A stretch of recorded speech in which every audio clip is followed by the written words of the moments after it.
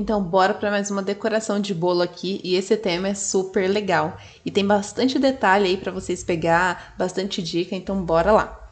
Então, comecei passando o nosso bolo para cake board de MDF, como eu falo para vocês, ela é bem firme e muito mais segura que os outros pratinhos, né? Aqueles pratinhos de isopor e tudo mais. Então, optem sempre pela cake board de MDF.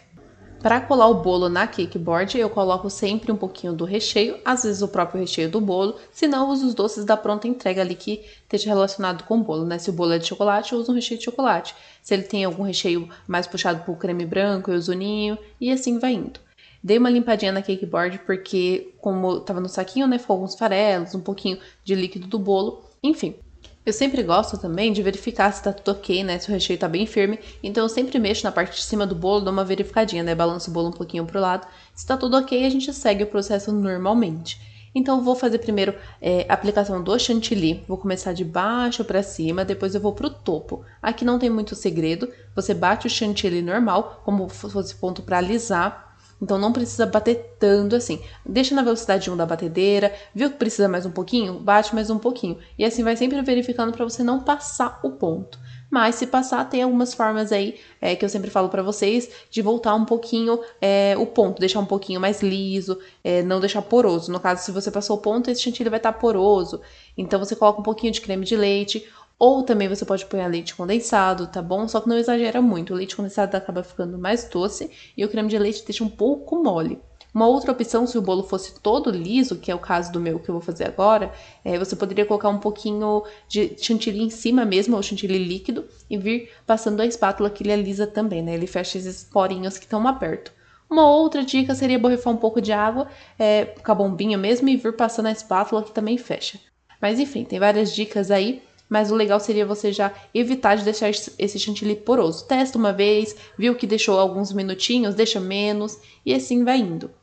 Fiz ali a textura na parte de baixo e agora vocês estão vendo que eu tô passando um pouco de chantilly na minha cake board. Por quê? Eu vim aplicando o pó para decoração junto com o álcool de cereal vermelho. Então, por ser uma cor bem intensa e ser pó, ele vai grudar na minha cake board e não vai sair.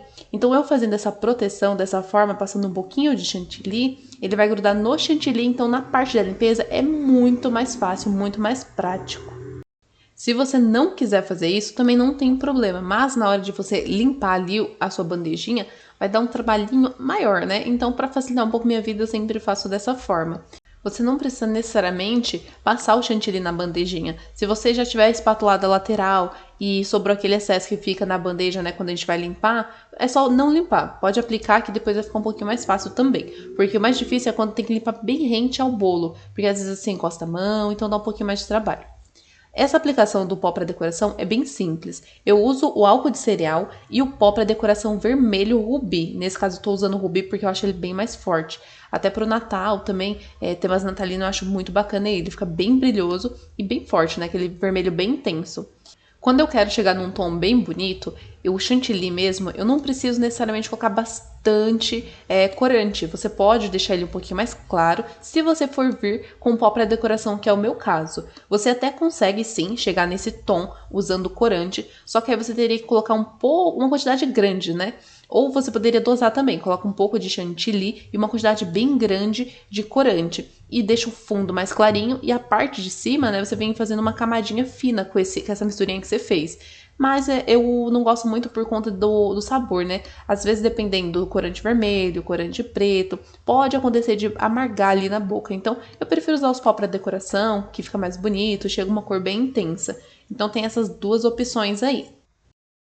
Agora vamos partir para a parte da limpeza. Como eu falei para vocês, acaba sendo um pouquinho mais tranquilo. É só ir passando o paninho molhado e tirando esse excesso de chantilly que estava ali grudado na cake board. Enfim, super simples, viu? Hoje em dia também tá um pouquinho mais prático, né? Cada dia mais a confeitaria ela vai se atualizando. Eu vi umas postagens de um plástico que a gente entra em contato, né? Direto o bolo, coloca por baixo. E quando você puxa ele, sai limpinho. Então você não vai ter contato direto com a sua cake board, sim com esse plástico. Então é super legal também, né? Ele vem redondo, tem os quadradinhos também. E você coloca em volta do bolo. Então dá pra fazer dessa forma também. Só que aí você vai ter que comprar esse plástico, que é bem interessante. Mas a gente já tá finalizando essa limpeza também, vou dar uma organizada boa nessa bancada, porque querendo ou não, qualquer bolinho pequeno que a gente faz, ou até os bolos grandes, gente, é a maior bagunça. É espátula pra um lado, é pó pra decoração, é chantilly, então é uma bagunça danada. Até chegar a parte do topo, né, que eu sinto uma paz quando chega a parte de colocar o topo, porque eu sei que o bolo tá prontinho. Agora a gente vai fazer os detalhes na parte de cima do bolo. Eu tinha batido um pouquinho de chantilly e tinha deixado ali de lado, porque como eu ia fazer a cor vermelha, então eu deixei o branco para não ter que lavar a bacia e fazer novamente. Então bati o branco, deixei um pouquinho e depois finalizei colocando o corante vermelho. E aqui a gente quer simular a espuma do bolo, né? A espuma da cerveja. Então vai ficar bem legal. A cliente também me mandou um modelinho, né? Pra mim seguir, fazer semelhante. E assim foi seguindo o exemplo da foto que ela tinha me mandado. Gente, desculpa o barulho, tá um pouquinho de barulho aí no fundo, é maquita, é o cachorro latindo, a vizinhança hoje tá um pouquinho barulhenta. Mas enfim, tá dando, acredito que tá dando pra vocês entender perfeitamente aí o áudio. E vamos seguir aqui com o vídeo. Não tem segredo também pra fazer essa espuma. Eu fui fazendo só como se fosse fazendo pinguinhos, tá bom? Só bisnaguinhas e puxando. Aperta, puxa, aperta, puxa. Vai fazendo isso por todo o bolo. Como se fossem as pitanguinhas. Só a primeira fileira que eu fiz puxando pro lado, tá bom? Pra não ficar com a rebarbazinha pra cima. Agora a gente vai fazer a aplicação do topo, que é a parte mais legal, que aí o seu bolo começa a ter uma carinha ali com a decoração e tudo mais. Como eu sempre falo pra vocês, o topo que vai encostado no bolo, eu nunca deixo ele só o papelzinho, né? O papel foto no caso, eu sempre coloco uma fita adesiva nele e recorto junto pra ter essa proteção e não borrar. Agora eu vou pegar a nossa caixa cenário, né, que eu montei aqui. Pode ver que é uma caixa de papelão simples, mas que quando você coloca o bolo ali e tira as fotos, dá outra cara, vocês vão ver.